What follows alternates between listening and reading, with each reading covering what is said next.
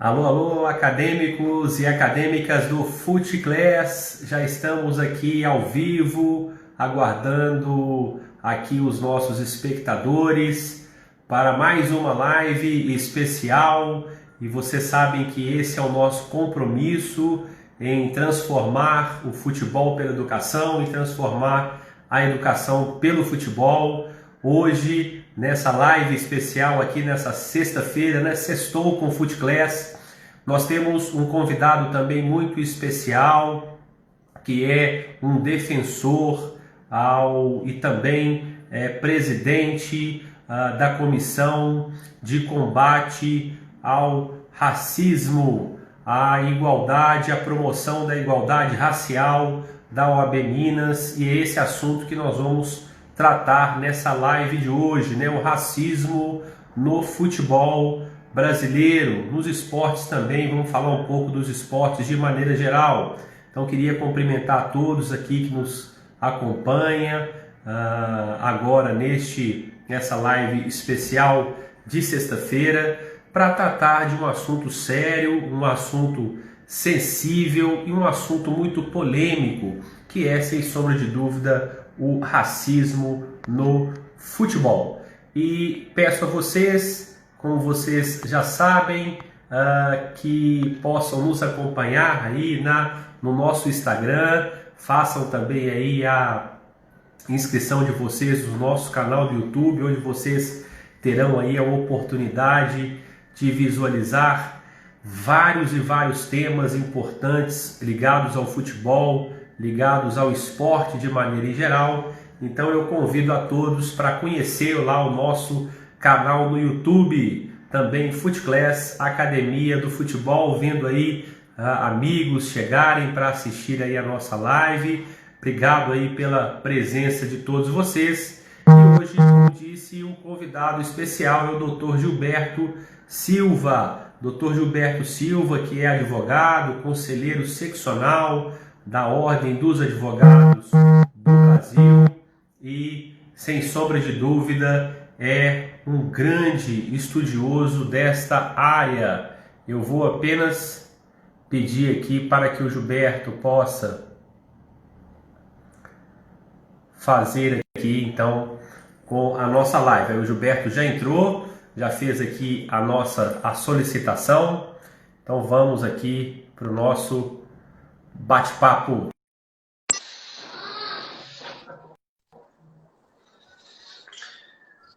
Grande amigo, doutor Gilberto Silva, tudo bem com você?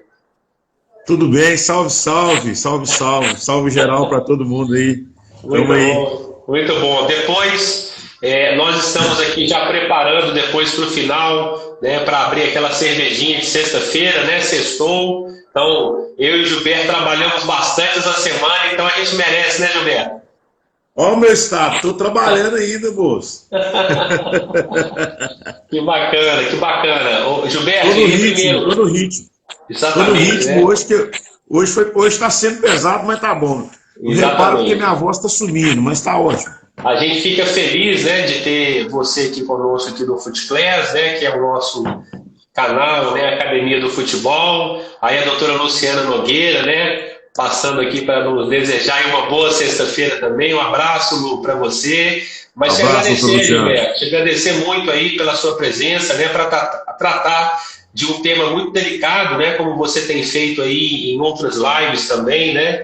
Então, a gente sabe muito bem o quão é caro, né, o quão é sensível esse tema para a sociedade, e também isso não vai fugir também do nosso futebol, né, dos esportes. Então, queria abrir essa live aqui agradecendo ao Gilberto pela generosidade de nos atender aí para poder bater esse papo com todos os nossos espectadores, né? Então, fazendo aqui a nossa vinheta, né, o FootClass transformando o futebol pela educação e transformando a educação pelo futebol. E como disse a vocês, hoje o nosso convidado especial é o Dr. Gilberto da Silva Pereira, que é advogado, meu colega e companheiro do Conselho Seccional da OAB de Minas Gerais, e também vem fazendo um trabalho brilhante à frente como presidente da Comissão de Promoção da Igualdade Racial da OAB Minas e também tem a sua veia, né, a sua qualidade, predicado aí no esporte e é auditor também do Tribunal de Justiça Desportiva de Minas Gerais, né? Gilberto, queria que você se apresentasse, né, contando um pouco da sua trajetória aí para os nossos espectadores, né? Essa live, ela fica salva, né, no nosso canal aí do YouTube, né? Então queria que você contasse aí para a gente um pouquinho da sua trajetória profissional, enfim, da dificuldade, né, que é para todos nós de começar uma carreira e chegar até onde você realmente já tem chegado, né? Já tem feito aí um belíssimo trabalho à frente da advocacia mineira.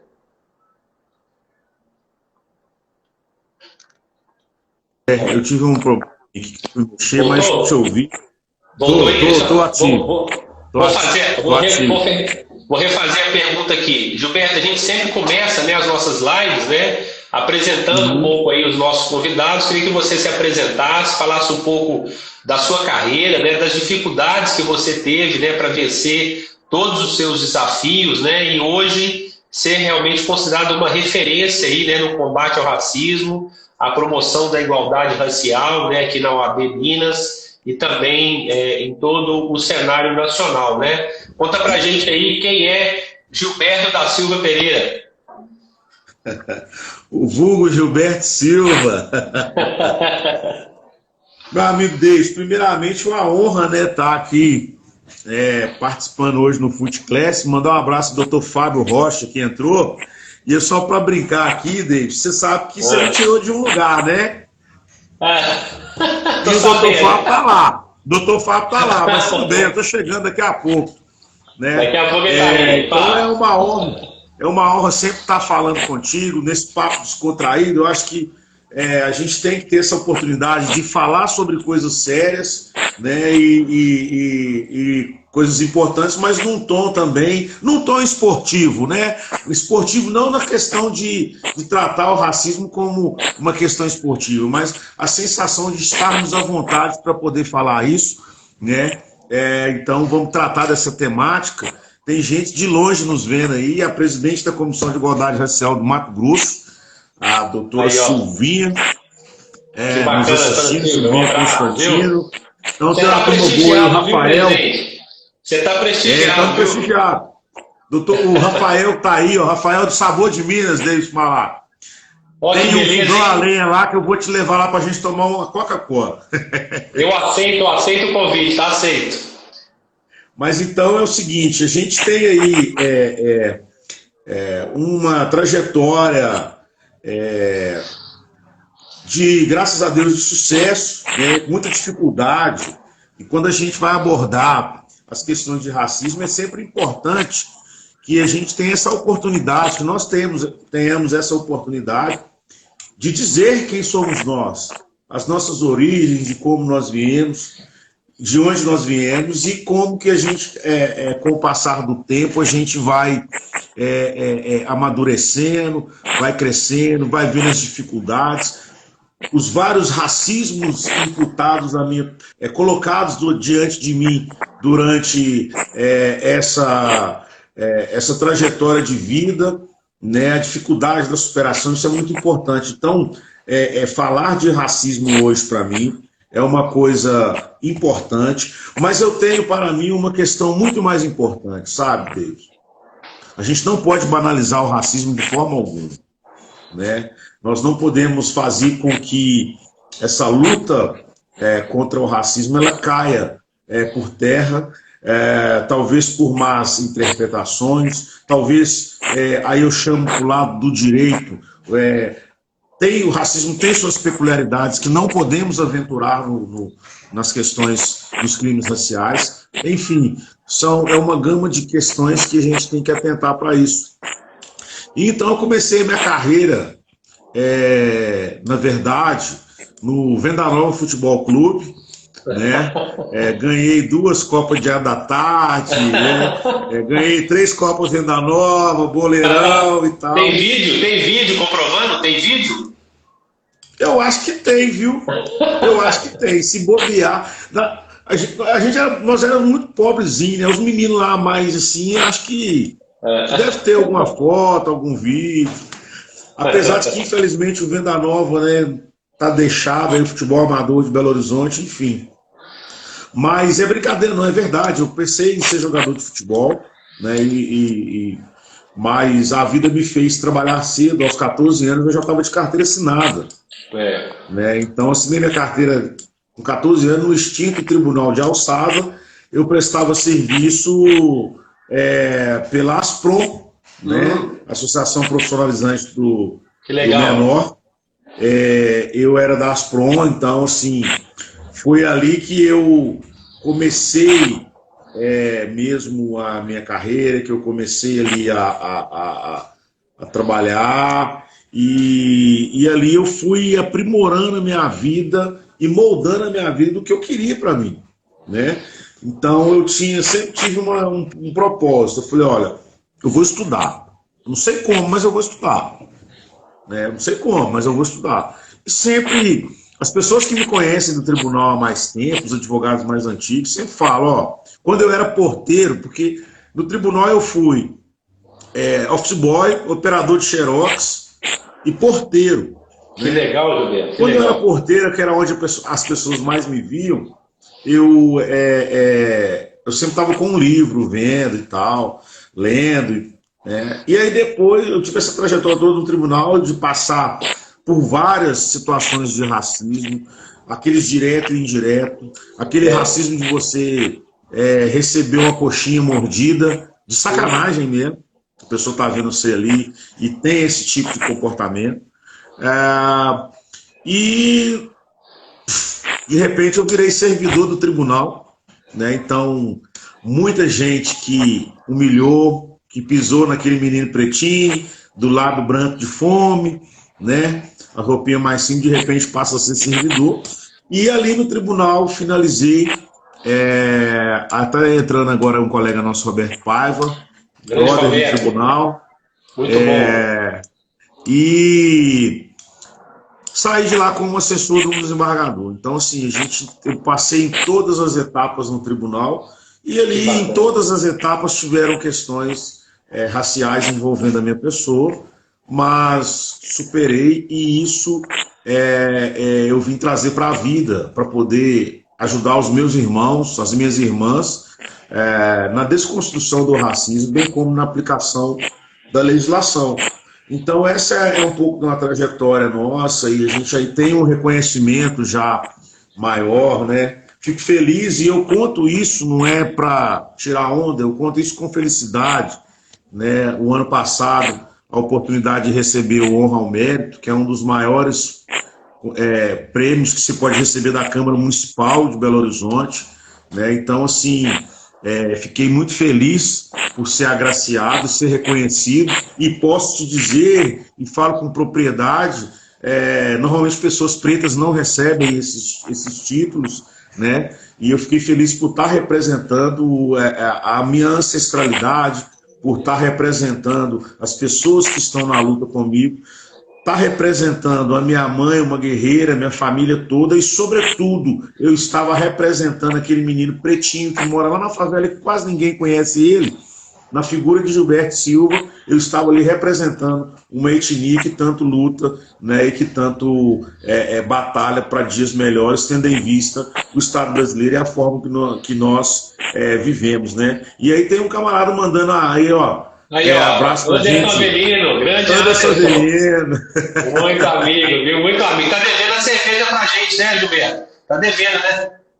Pois é, rapaz. Eu não queria falar que não, mas já que ele entrou aí na live, a gente pode falar, né? A última vez que eu vi o Anderson, ele tomou a cerveja, eu acho que ele tomou, mas eu estava dirigindo, eu não pude, então eu fui o motorista dele por um trajeto, né? Por um trajeto eu fui o motorista dele. Então, assim, um grande parceiro, é um camarada bacana, né? Muito é legal as pessoas estarem aderindo aí. A doutora Amanda, vice-presidente da Comissão AB Jovem, está nos acompanhando.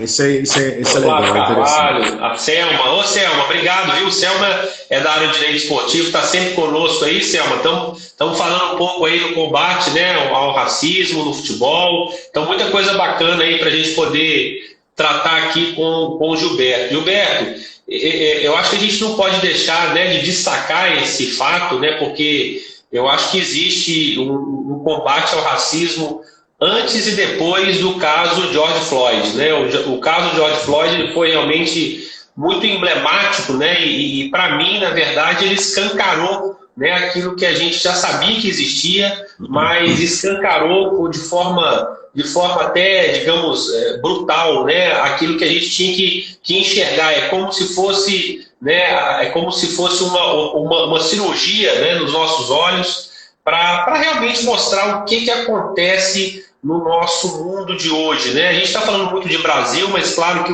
o racismo, né, até no futebol também, os grandes casos de racismo na Itália, né, em países europeus, a gente vai tratar do assunto. Mas, Gilberto, o que significou esse caso George Floyd para você, né, para esse trabalho maravilhoso que você faz aí à frente da nossa querida comissão aí da OAB, né, de igualdade racial, né, enfim, de combate ao racismo?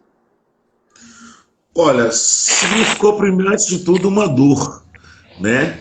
Mas, na verdade, o que aconteceu com o George acontece no Brasil a todo momento.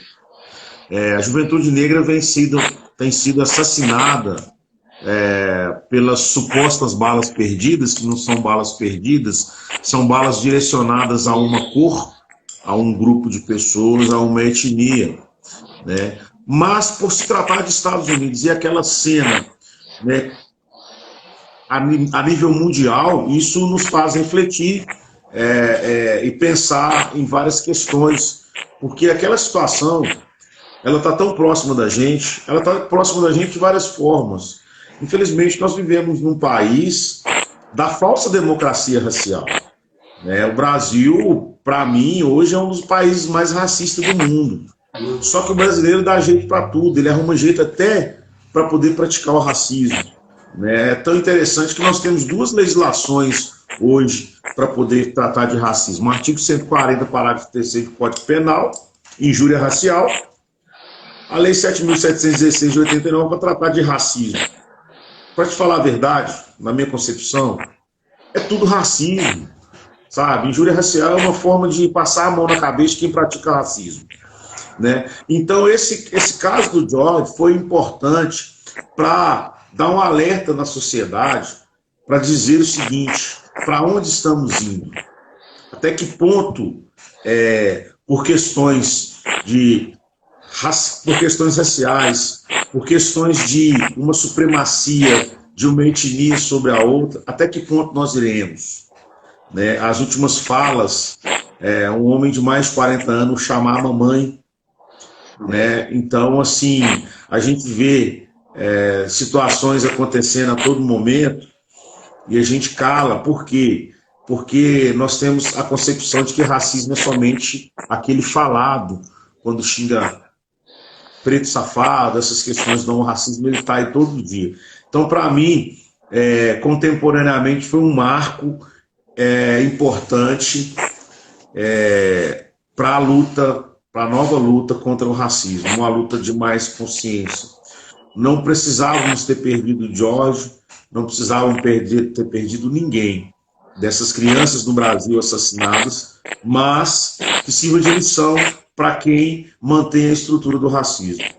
Ô Gilberto, até aproveitar essa última fala sua aí, mandar um abraço aí para Maria Fernanda, minha companheira lá do escritório. A Selma está falando que a gente vive realmente uma sociedade muito hipócrita, né? E realmente eu concordo com a Selma, né? Há uma hipocrisia muito grande com relação àqueles que verdadeiramente combatem, né, o racismo e que se portam como pessoas que respeitam, né, a igualdade entre etnias, né? Mas, Gilberto, eu queria te perguntar sobre...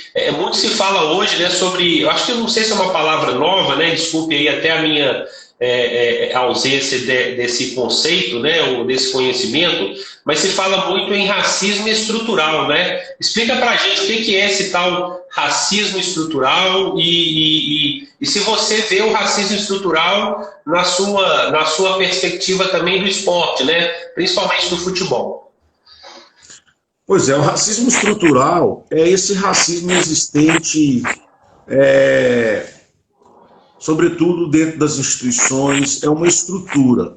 Explicar o racismo estrutural, a gente tem que voltar no conceito histórico, ver o que o Brasil é durante todo esse tempo. Criminalização do povo preto, da cultura preta, a marginalização no pós-abolição, onde as pessoas negras têm ali a falsa liberdade, que é um ato político, mas que essas pessoas não têm direito à moradia, não têm direito a emprego, não têm direito à saúde. Essa estrutura é uma estrutura formada de conceitos que vêm lá também desde o tempo dos iluministas, de grandes pensadores, né, que se é que se pode dizer grandes pensadores, a exemplo de Hegel, que dizia que as pessoas pretas não tinham capacidade de desenvolver o intelecto. Nós, como operadores do direito, sabemos das teorias de Lombroso, na criminologia, onde Lombroso coloca as pessoas pretas e o fenótipo de pessoas pretas como as propensas e como os verdadeiros criminosos. Então, essa estrutura toda, com intenção de dominação, é o que a gente pode trazer como um racismo estrutural. Ele tem uma estrutura, ele tem um porquê. O Brasil, com 57% da população preta, o Brasil tem uma postura de país branco, de país europeu. O Brasil tem o eurocentrismo dentro dele e, sobretudo, o pensamento de colonialismo, né? O Brasil tem uma estrutura colonial. Isso tudo está inserido dentro do racismo estrutural. Racismo estrutural que ele vai para dentro das instituições e aí se torna um racismo institucional. E quando a gente fala do racismo institucional, vamos citar essas violências que acontecem a todo momento. A abordagem policial com um jovem negro, com uma pessoa negra, é totalmente diferente da abordagem com a questão de uma pessoa não negra. Isso é fato. Como diz as pessoas, baculejo, as batidas são diferentes, tanto que as balas atingem, a violência é maior, as prisões, não estou passando a mão na cabeça de ninguém, isso é fato, as prisões ilegais e os abusos são constantes. Normalmente, essas entradas em casas, nas favelas, normalmente são pessoas pretas que são vítimas de entrada forçada, sem mandato, sem estar em estado de flagrância. Eu andar no shopping e as pessoas estarem atrás de mim, entrar numa loja e não ser atendido. Isso tudo faz parte do racismo estrutural, misturado com essa questão das instituições que não aceitam as pessoas pretas.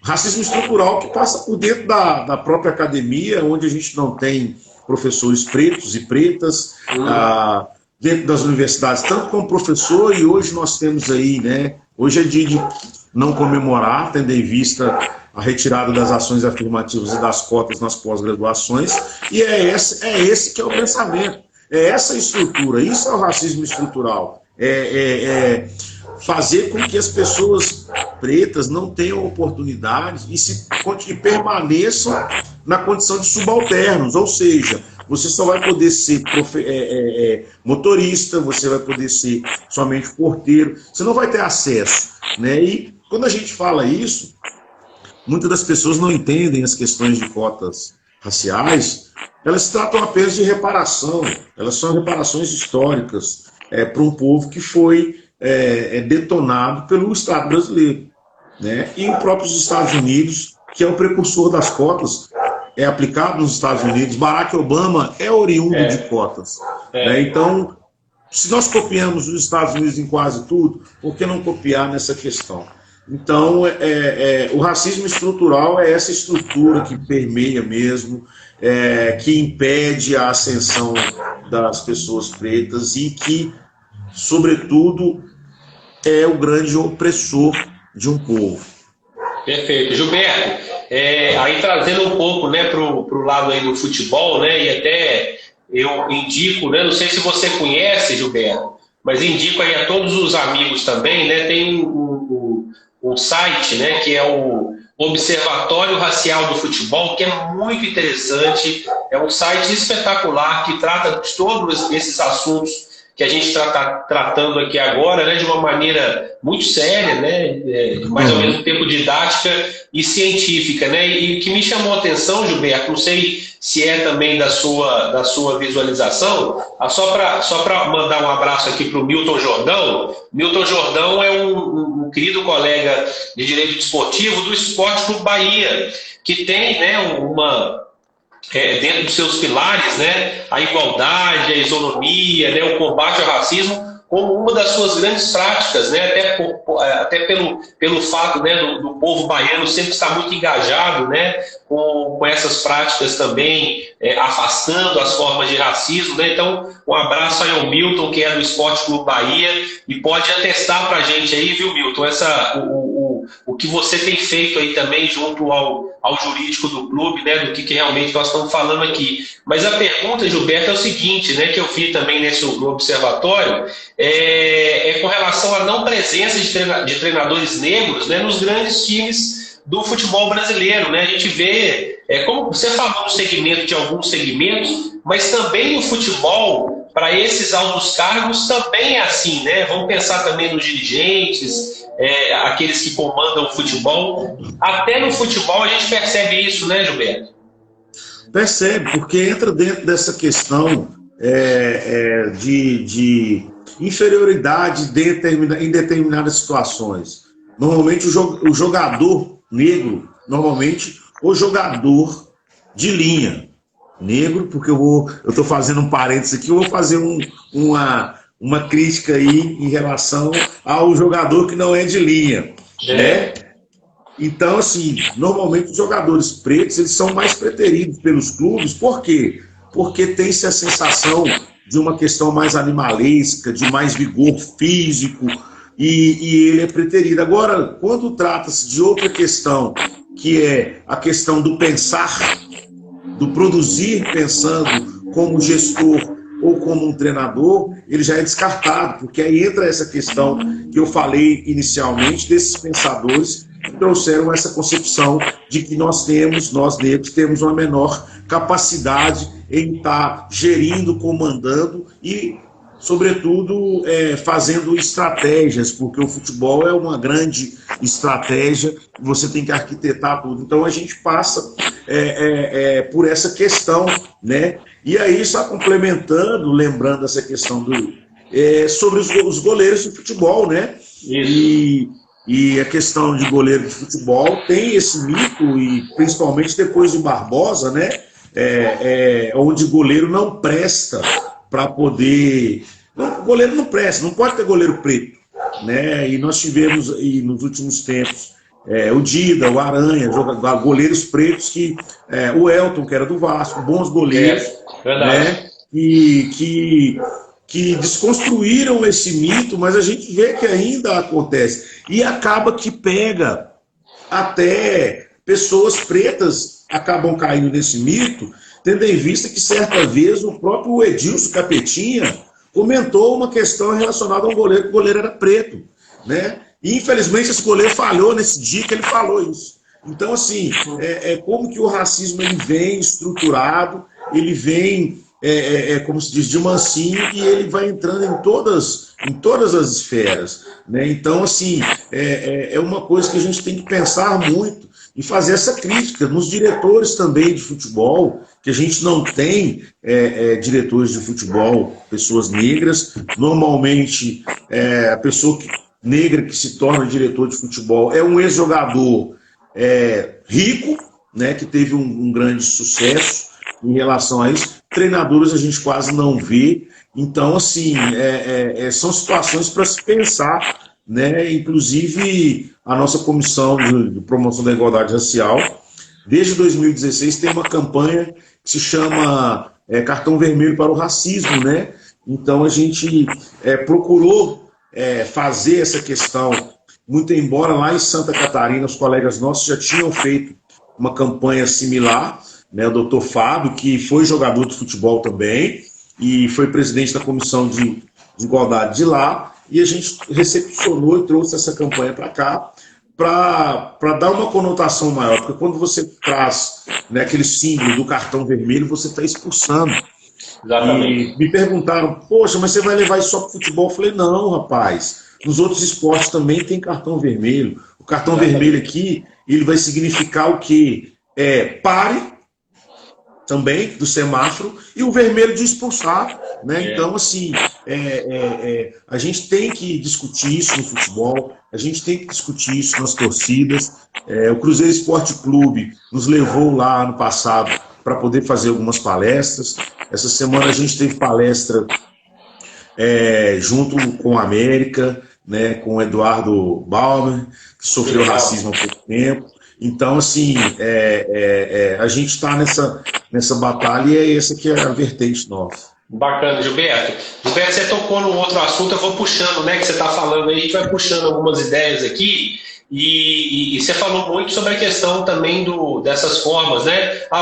Gente, muita gente bacana aí acompanhando a gente, né? Queria deixar aqui, né, um abraço ao professor Ari Fernando, que um sujeito da maior qualidade, de uma educação ímpar. Professor Ari, muito obrigado pela sua presença, professor lá da PUC Minas, né? E está aí conosco, prestigiando aí também. E aí, com muitos amigos, aí o técnico Zé Ricardo, né? O famoso técnico Zé Ricardo nos prestigiando aí também. Tem muita gente boa te ouvindo aí, viu, Gilberto? A responsabilidade aumentou agora, viu, Gilberto? Isso é bacana, a doutora Sandra Barbosa. A doutora Sandra Barbosa está nos prestigiando também, a Jéssica, enfim, tem uma gama de pessoas nos dando aí a oportunidade. Muito bom. Professor Davis, você falou no América, né, no Bahia. Sim. Semana passada eu tive a oportunidade de participar de um evento da Faculdade Kennedy. Né? E quem estava conosco nesse evento era o Vitor Cerqueira, lá do Esporte Clube Bahia. Né? Então o Bahia de fato é um exemplo para a gente, um exemplo no futebol, nessa luta contra o racismo. O Bahia vai para além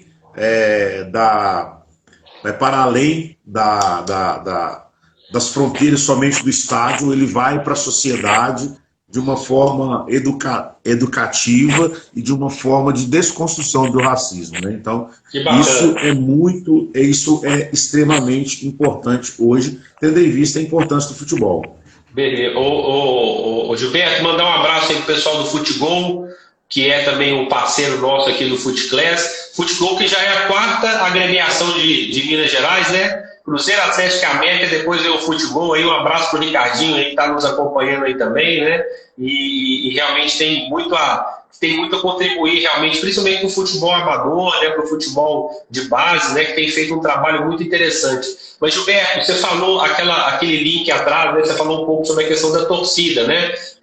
Doutora Camila Félix, uma das maiores advogadas criminalistas do Brasil, está aqui nos acompanhando também, viu, Camila? Um beijo para você. Gilberto, você falou sobre a questão da torcida, né?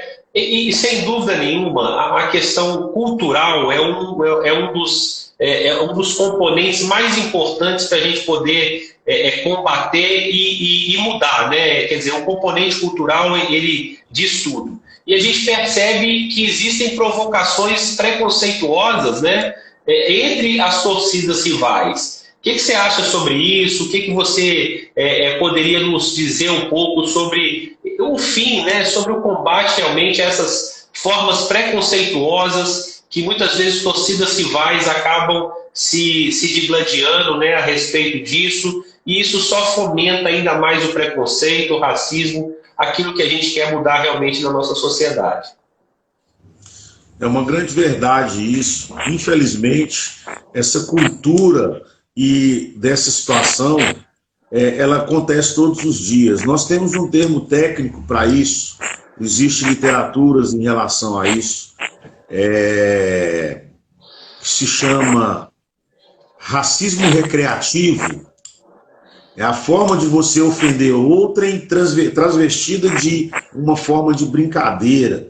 Mas, na verdade, você quer ofender o íntimo e o âmago daquela pessoa, né? E isso foi construído no futebol e no esporte como uma forma de... Não é de brincadeira, é uma forma de você diminuir o outro. Então, quando a gente tem essas atitudes de torcida, atitudes racistas, xingamentos homofóbicos, transfóbicos, isso é uma situação muito séria que nós não podemos aceitar, porque trata-se de crime. Ninguém mata, ninguém atira brincando, ninguém dá uma facada brincando, né? Ou seja, ninguém comete homicídio brincando. Então nós não podemos cometer o crime de racismo brincando. Quando as pessoas falam, não, mas quando eu era pequeno era normal. A gente tem que lembrar que o direito e o clamor pelos direitos, ele evolui, né? Os direitos que nós pleiteamos hoje não é o mesmo direito de 1937, antes que a mulher sequer tinha direito a voto, né? Então a gente tem que ilustrar isso porque tudo é um processo, né? Então não quer dizer que porque culturalmente, historicamente foi construído de uma maneira errada, que nós temos que permanecer com essa maneira errada. Não, de forma alguma. Então, o meu pensamento, o meu posicionamento é totalmente contra essas atrocidades que acontecem nos estádios, de xingamentos, aquela desnecessidade de quando o goleiro vai chutar a bola e ter que questionar a sexualidade e fazer violências verbais, as questões de LGBTfobia, né? Então, assim, isso é inadmissível, isso é inaceitável, e não existe nenhum tipo de brincadeira para ofender ninguém. Então, a gente que costuma ir ao estádio, né, que costuma ver os jogos, é difícil policiar, mas eu tenho para mim que o quê? Quando eu faço essa reconstrução, quando eu paro de agir dessa forma, eu estou aumentando a luta contra o racismo. Eu estou sendo peça fundamental, porque o que fala lá é o que fala na hora de uma fechada no trânsito, é o que briga com a pessoa na fila do banco. É o que então, fala dentro de casa, né, Gilberto? Às vezes é o que fala dentro de casa. Dentro de casa. É o que vai maltratar a empregada, o que vai maltratar... eu falo isso porque a gente atua numa advocacia eu atuo numa advocacia onde tem muitas questões de crimes raciais, e tem expressões até hoje de pessoas, chama vassala para mim, né, que é empregado. Tem situações em que, se não aparecer um documento, vira e fala assim, se não aparecer você vai pro tronco, entendeu? Então, assim, essas pessoas são as que replicam o racismo todo dia, sobretudo no esporte, né? Inclusive, o Eduardo, o zagueiro do América, quando ele foi atacado, né, a própria torcida denunciou aquele torcedor, que era um torcedor da Seita Verde, né? E parabéns à Seita Verde, que até o expulsou da organizada. Eu acho que não era a primeira vez que ele já estava sendo retirado. Então essas pessoas replicam o racismo a todo momento, e no estádio não é lugar de racismo, não é lugar de nenhum tipo de discriminação. O estádio é lugar de divertir família, né, curtir. De respeito, né? De respeito, né? De respeito. Justamente. Ô Gilberto, mandando aqui um abraço também especial para o grande Renê Salviano, um dos maiores profissionais da área de marketing de entretenimento do Brasil. Renê Salviano, que está ajudando aí também o Cruzeiro Esporte Clube, né, que já vem ajudando há muitos anos aí o Cruzeiro Esporte Clube. Então, abraço, Renê, obrigado pela sua presença. E a Camila está realmente, né, a Camila é muito aguerrida, então a doutora Camila está aqui fazendo várias incursões, né, e sempre dentro da nossa linha, né, Gilberto, respeitoso, mas ao mesmo tempo combativa também, né? Camila é a rainha das lives. Agora ela já deve ter feito aí nessa pandemia mais de 200 lives, com certeza. Viu? Ela fez. Né? Ô Gilberto, deixa eu aproveitar aqui também, trazendo aqui um número para você comentar para a gente. É um número triste, né? Mas eu acho que a gente tem que escancarar esses números aí e falar um pouco sobre o futebol também, né? Eu estou pegando aqui o número de 2014, né, no futebol. Denúncias de injúria racial no futebol. Em 2014 foram 20. Em 2015, esses números dados do observatório, né, que esse site que eu falei para vocês agora. 2014, 20 casos. 2015, 35. 2016, 25. 2017, Gilberto, 43. 2018, 44. E agora, em 2019, fechamos com 56 casos, ocorrências de injúria racial no futebol, só no futebol. Gilberto, é triste esse número, né? A gente fica triste de ver a nossa sociedade evoluindo, mas involuindo na questão do combate ao racismo, né? Da ocorrência no racismo desse mundo que se diz tão moderno, né, Gilberto? Pois é, infelizmente, a gente vai ter que tocar num ponto que nós somos reflexos de governos e de autoridades. E quando não há punição, quando há líderes que replicam essa forma de racismo, a sociedade se sente legitimada a externar aquilo. Então, eu falo, ninguém nasce racista, as pessoas se tornam racistas pelas reproduções delas no dia a dia. E, infelizmente, com esses retrocessos de direitos, nós estamos voltando à era primitiva em relação à desconstrução do racismo, e as pessoas têm um detalhe, elas têm a sensação de impunidade, e com isso elas fazem com que o racismo seja externado. Por isso que eu sempre faço uma crítica que essa questão da injúria racial, quando eu falo que ela é para passar a mão na cabeça da pessoa, porque de fato uma pena de 1 a 3 anos, né? Se for primário, ainda tem todos uns benefícios, é afiançado, o camarada vai lá e paga R$1.000 para poder sair, e ele vai continuar replicando o racismo. Eu não estou falando que temos que ter um Estado punitivo, né? Não estou falando dessa questão, mas eu estou falando que são os mecanismos que vão fazer com que haja uma freada nessa externação do racismo. E isso está virando uma febre que vem acontecendo. Agora, se a gente for pensar, tem que falar em questão neoliberal, falar do que está aí voltando no mundo, os governos que estão aí, eu não estou falando nada de questão partidária, estou falando de perfil, filosofias e ideologias que estão acontecendo, todas elas vestidas de um eurocentrismo e quase mesmo buscando um branqueamento da população. Então, quando se tem essa coisa muito aflorada, o racismo ele vem. Então, os números não mentem, que aumenta cada vez mais o número de boletins de ocorrência, aumenta cada vez mais essa violência externada, não somente verbal, mas também a violência física, assim como aconteceu com o Jorge, levando até a morte. Vem a omissão, quando acontece com uma criança que vai deixada num elevador por pura maldade, né? Então, assim, não estou fazendo juízo de valor, mas os fatos nos levam a crer a isso, né? Então, assim, são situações lamentáveis. E aí isso vai ter um reflexo nesses números exorbitantes. A gente teve aí os últimos clássicos eivados de crimes raciais, e as pessoas perante as câmeras, né? Não tem nem a ideia do racismo velado, não. Hoje o racismo está bem escancarado. Eu vi que o doutor Guilherme, um abraço, doutor Guilherme, está falando do racismo velado, mas nós temos esse racismo escancarado de várias formas, e no futebol ele está a cada momento acontecendo isso cada vez pior. Gilberto, eu tô com 3 palavrinhas aqui para a gente poder trabalhar essas 3 palavrinhas aí com relação ao racismo, né?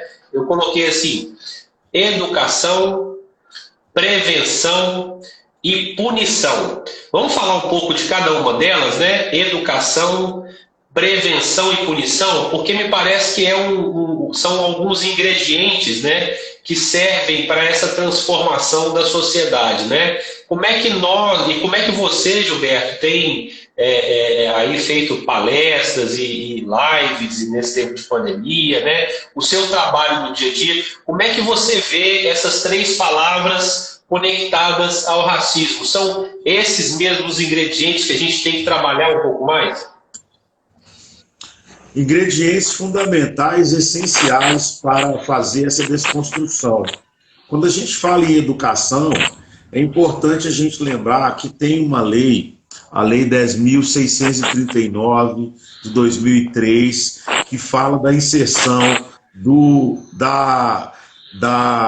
estudo da África, da história da África, da história afro-brasileira. Depois ela vem complementada por uma outra legislação que inclui a história indígena. Educação é tudo, é a base. Então, aquela criança que nasce num lar racista, quando ela aprende sobre a verdadeira história da África, que não existem escravos, existe um povo que foi escravizado. Quando ela conhece a riqueza da África, através da educação, ela começa a fazer essa desconstrução. Então, a educação, ela é sempre importante, ela é fundamental em todos os aspectos, e também a educação dada a esse povo menos favorecido também, que trata-se da etnia do povo preto, né? E quando você fala em prevenção, eu vejo a prevenção misturada à educação. Por quê?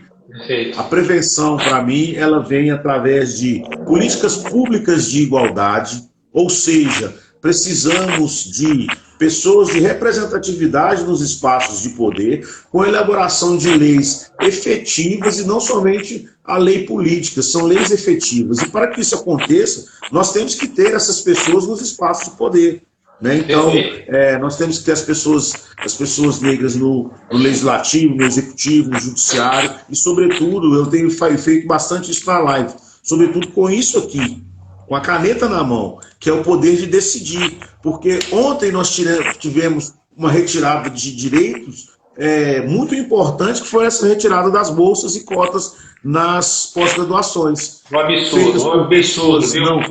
Com pessoas não negras. Então, essa prevenção, ela vem nesse sentido também, e também a prevenção através de campanhas educativas, que não adianta lembrar somente do 20 de novembro, nós temos que lembrar que discutir consciência negra é discutir todos os dias, né? É todo dia tocar no assunto e falar, de fato, sobre isso. Então, eu tenho essa questão. Agora, a punição, ela é tudo que tem que acontecer. Punição em todos os sentidos. Não somente a punição de possíveis encarceramentos, mas também a punição no sentido dos danos morais, porque quem sofre o racismo, ele sofre um dano irreparável. Eu tenho pessoas de convívio do dia a dia e tem pessoas, clientes de escritório, vítimas de racismo, que fazem uso contínuo de antidepressivos, né? Então, quando a gente fala em questão de indenização por dano moral, não tratando de enriquecimento ou coisa nesse sentido, não. É tratando, na essência, dos males que o racismo traz, né? E que a pessoa não vai ter a condição de talvez manter um tratamento, manter determinada situação.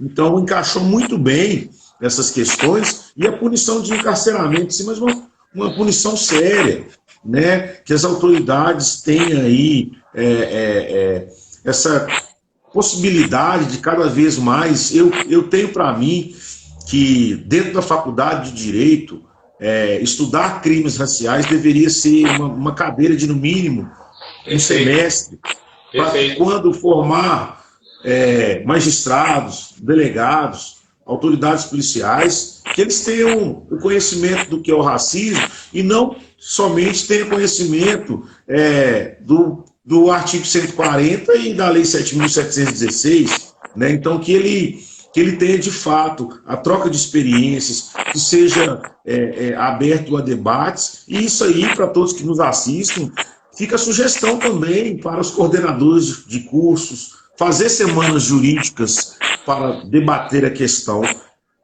em todo e qualquer momento, não somente nas datas comemorativas e nas datas simbólicas.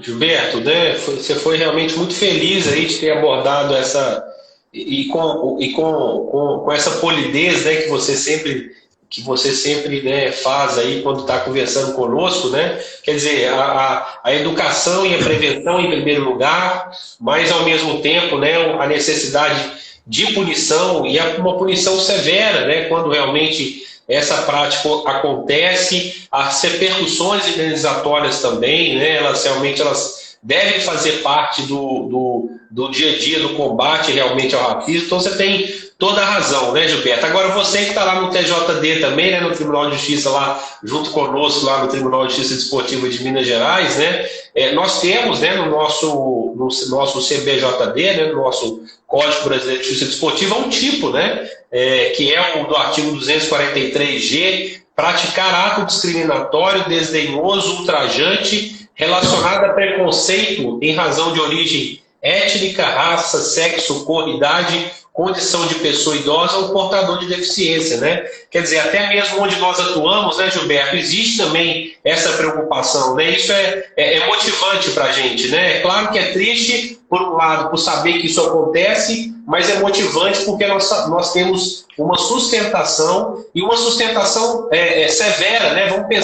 Vamos lembrar aqui, Gilberto, o caso do goleiro Aranha, né? O Grêmio, salvo o melhor juízo, ele foi até eliminado do campeonato por isso, né? Então, não sei se você se lembra desse caso, claro que eu acho que sim, né? Mas o goleiro Aranha, em 2014, eu estou com os dados aqui, Grêmio e Santos, né, em Porto Alegre, o Grêmio foi julgado pelo STJD, foi excluído da Copa do Brasil, né? Depois recorreu e foi penalizado com perda de 3 pontos e multa de 54 mil reais, né? É um pouco daquilo que a gente falou, né? Quer dizer, se a punição ela é verdadeiramente mais severa, acho que as circunstâncias, inclusive, podem ser diferentes daqui para frente, né, Gilberto? Sem dúvida, a punição em todos os âmbitos, né? Essa punição para os clubes, ela tem o caráter pedagógico, punitivo, né, e tem o caráter mesmo de ter mais eficácia. Nós passamos do tempo das advertências, né? Nós temos que passar para o tempo agora, de fato, de fazer com que paguem. Então, como não tem como fazer o encarceramento de uma instituição jurídica, de um clube de futebol, que ele seja obrigado a fazer pagamentos, que ele sofra punições e eliminações, porque ele, por si só, vai se tornar um grande lutador contra o racismo e educar aquela torcida que tem o péssimo hábito de cometer esses crimes. Verdade, Gilberto, verdade. A gente sabe ainda que a gente está longe ainda de um mundo ideal com relação a isso, né? Mas acho que é importante a gente mencionar esses casos, né? Para que a gente possa evoluir, né, na forma de tratamento. A gente reconhecer também, ó, tem acabou de entrar aí também na nossa live o Cristiane Posídio, né, que é um grande também jurista do Bahia, né, Futebol Clube, né, que faz parte do departamento jurídico. Então o Cris está aí com a gente, já esteve aqui com a gente na live também, e realmente o Bahia é, sem sombra de dúvida, uma grande referência, né, do combate ao racismo, da busca, né, pela igualdade racial. Então, Cris, vocês estão de parabéns aí no Bahia, que a gente possa replicar essas boas práticas, né, Gilberto? Eu acho que é bom, a gente está caminhando aí para os 5 minutinhos finais da live, né, que o papo bom passa rápido, não tem jeito. Passa rápido. Mas, assim, falar das coisas boas também, né, Gilberto? Passar uma mensagem nesses minutos finais aí, as mensagens positivas, aquilo que você tem visto de bom, aquilo que você tem visto de avanço, né? Quer dizer, a gente falou de muita coisa triste, mas o que você tem visto aí de avanço no esporte, no futebol, no combate que você tem aí feito, né, de uma maneira muito referencial aí, buscando, né, de todos os modos e corretamente a igualdade racial? Pois é, Denilson, antes de adentrar o assunto, Eu quero mandar um grande abraço ao Marcelo Meirelles, que entrou aí agora. Marcelo Meirelles, esse cara é uma enciclopédia, rapaz. Ele sabe tudo de futebol. É um dos maiores músicos que eu já vi na minha vida. E eu tive o privilégio dele ter sido meu professor de música no colégio. Eu dava trabalho demais para ele. E ele foi meu regente. Ele foi o meu grande regente na minha vida de cantor também, que eu já fui cantor, né? Então, um cara fantástico. Esse cara fez o arranjo de um CD que nós gravamos. Um abraço, Marcelo Meirelles, um cara fanzaço do futebol. Segue aí o FutClass que você vai ter muita coisa boa. Tem muito então, Davidson, a mensagem que eu trago é uma mensagem primeiro de fé e de esperança, de mundo melhor, de mais sensibilidade nas pessoas, no sentido de tratar as outras, de entendermos que somos seres humanos, mas não com um discurso humanista para poder tapar buraco de racismo, não. É um discurso enquanto espécie, né? Enquanto espécie nós somos iguais. Não vamos adentrar a questão polêmica do humanismo e dessas desculpas que são dadas, somos todos iguais, porque na verdade não somos todos iguais nesse contexto, porque eu não sou igual a uma pessoa branca, porque eu sou uma pessoa descendente de alguém escravizado e estou a anos-luz das pessoas que têm privilégios na sociedade. Então esse discurso que somos todos iguais, vamos tirar ele da nossa cabeça e vamos sim caminhar para que sejamos todos iguais dentro desse discurso, através das reparações históricas, através da inserção. Nós não precisamos somente cobrar dos governos, eu acho que cabe a cada um de nós lutar, combater o racismo, cabe a cada um de nós se tornar antirracista. Não temos que dizer que o racismo é problema de preto, não. O racismo é o problema do branco que inseriu o racismo estrutural e institucional, então ele tem por obrigação também de estar nessa luta, né? Então eu acho que é um mix de tudo isso aí. E, finalizando, aquela frase que a gente não pode deixar de falar: vidas negras importam. Muito bem, Gilberto. Cara, meu amigo, obrigado aí, viu, mais uma vez pela sua generosidade de nos atender aí, de conversar, né, dessa forma leve, mas ao mesmo tempo dando o seu recado, né, chamando a atenção de todos nós, chamando a atenção do futebol, que essa é a nossa marca aqui também do FutClass, né, do tanto que o futebol pode dar um exemplo positivo no combate ao racismo, né, a busca da igualdade racial. Então eu queria te parabenizar, Gilberto, por tudo aquilo que você tem feito, né, que você faz aí à frente da comissão, e dizer que você realmente é uma grande referência, né, um paradigma realmente nesse combate. Tem uma história de vida belíssima e eu acho que você só tem a nos ensinar e ensinar toda a nossa sociedade, né, como o agir em igualdade, o agir, né, não apenas no discurso, mas naquilo que a gente tem feito realmente no dia a dia. Gilbertão, obrigado. Agora tá liberada a cerveja lá para você, tá? Pode deixar que eu vou lá tomar agora. Um abraço, meu amigo. Um abraço, obrigado a todos e todas. Um abraço para vocês, pessoal. Um abraço do FutClass. Até a próxima. Valeu. Até a próxima. Salva a live, hein? Tá salvo no YouTube, tá, pessoal? Vai subir para o YouTube para vocês assistirem o professor Gilberto. Um abraço. Um abraço.